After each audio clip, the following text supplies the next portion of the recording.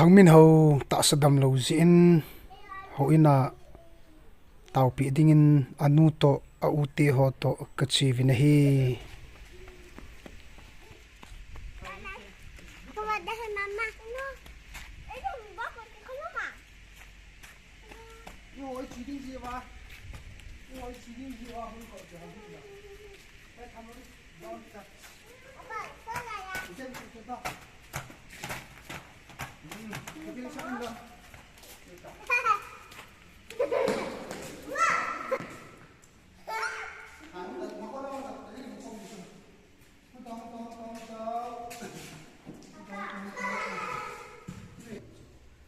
bố tao ngồi lại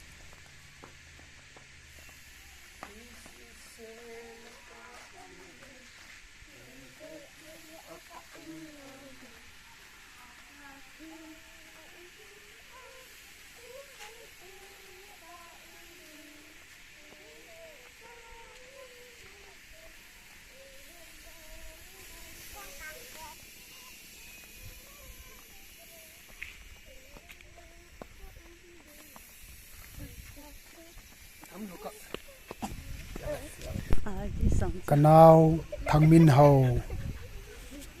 ta lalpu ta sadam mona hung so le tan lu le oil he hin hospital ding la ki phat la momin tu line na jin ji chun subscriber ho tung sirin ka taw na nei be la pi un hi chi ka youtube channel ra ta sadam se lai ki moto ka lai 7 na bon chavin sun tin chibai zantin mangpha